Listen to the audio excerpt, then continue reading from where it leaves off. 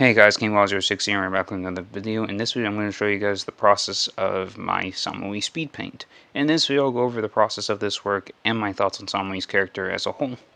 So the process was pretty straightforward. I used a Kairaya as my primary reference sheet, and I decided to do a slightly different approach. I did 3/4 view, which isn't new for those of you who've seen my works I've done. I do front view, I do 3/4 view. Side view is probably the one I do the least. I've been doing some back view drawings. I did one at the end of 2022 with Josuke Higashikata, in which I referenced a shot from the first episode. But like I applied that into a different drawing, so I wanted to do a slight, just very minor perspective.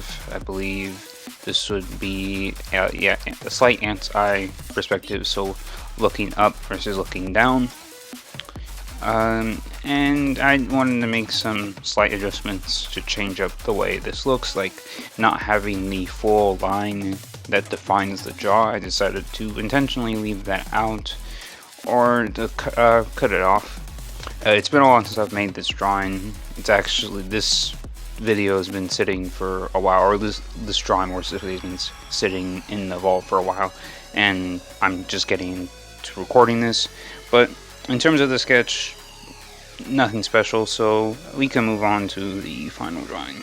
So in terms of the final drawing, I came up with the idea of some kind of like a photo shoot like scene, outdoor photo shoot like scene. So I wanted the background to be quite simple. So added a sky, added some rocks, did my usual thing with that. In terms of backgrounds, I think I've developed my own fully rendered background style.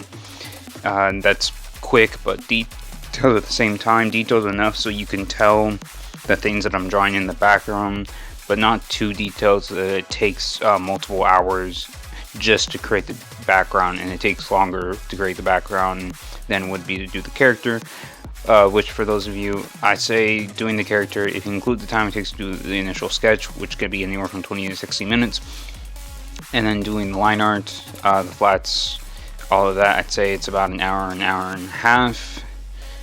So yeah, I don't want to spend that much time on a background, so I think I will try to expand my art in a way and try to add a little bit of complexity to my backgrounds, but not too much that I'm spending so much more time on the background in comparison to the drawing, to the character, because for me, I prefer drawing characters over backgrounds. I think that applies to a lot of artists you might see on YouTube, on Twitter, and all of that.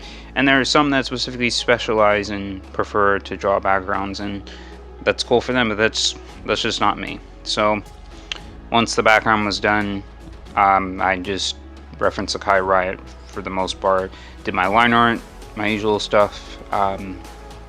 I might experiment with changing the color of the line art for future drawings. I did it for my most recent Nedre drawing, which I believe that was posted a few months ago, back in the summer.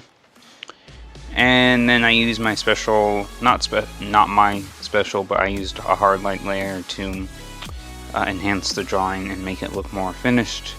I mentioned this in a previous video. I forget the name of the YouTuber I got this from, but thanks to him I've been doing that for basically every drawing ever since I saw that video.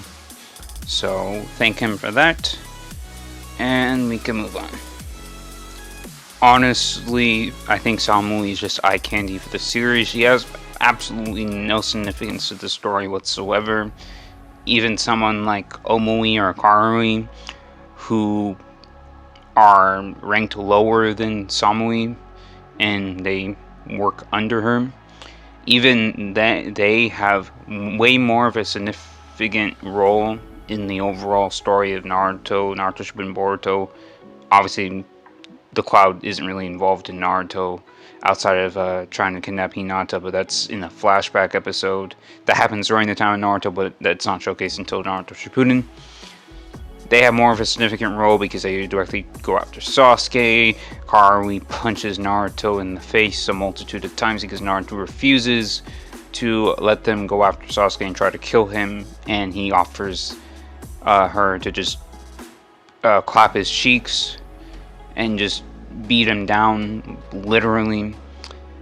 And it isn't until Sai stops it that that ends. Shout out to Naruto for doing that, and I might talk about that specific moment. Maybe I'll redraw the moment.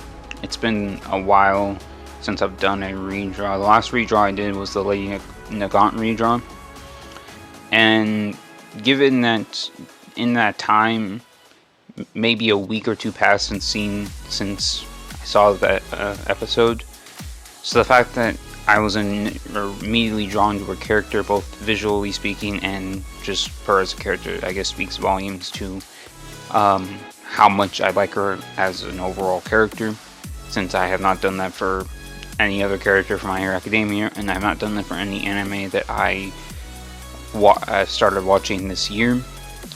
So there's that, but let's get back to talking about Samui, because that's what this section is about. She doesn't appear immortal whatsoever. During the fight against Kinkaku and Kinko, she gets captured, therefore having no relevance for the rest of the 4th Great Ninja War. Not that Karui and Omui had significance in that. Karui has more significance because she literally married Choji and has a kid named Chocho who resembles her in skin color and sort of hair color. I think her hair color is a mixture of Choji's and Karui's, because Karui's is red, Choji's is brown, and I'd say Chocho's is more like an orange. I'd say hers leans a little more into Choji's brown. So yeah, Karui has more significance in Boruto, and then we see Omui appear for the mission to get the Hashirama cell. His squad's killed. After that, Omui doesn't appear. So yeah, it's cool how Samui walks around the Leaf Village after the pain attack, learning about Naruto's heroic deeds, and it gives her a perspective on who Naruto is. They could have done more to add to this and make it more interesting for Samui as a character and establish her further in the story. The main Cloud Shinobi who get ample development / screen time would be Killer B and A, because Killer B is the A-Tails Jinchuriki and teaches Naruto how to use Kurama's power. A is his brother. But that could have to do with them having important interactions with Naruto, the protagonist of the story, so that's why they themselves got more screen time and more overall development in the show. And the fact that B is Jinchuriki and teaches Naruto how to control Kurama's power is also a significant thing, since the story primarily focuses on Naruto, the protagonist. Of course, Killer B is going to have more screen time than someone like Samui. Samui as a character is just a disappointment, because maybe Samui and Naruto could have maybe had a genuine conversation about who Naruto is, his ideas of being a shinobi, which we all know. Her ideas about being a shinobi, her thoughts about war, things like that. We could have learned more about who she is. And maybe we could have learned more about who Naruto is even further than we already know. But no, nothing. So I think Samui's just wasted potential. And it's sad. Thank you guys for watching this video. Please be sure to subscribe, turn on notifications, check out my Twitter and Discord, both are in the description. If you want to know what I'm currently doing or thinking about, those two places are the best places to go. I will see you guys next time.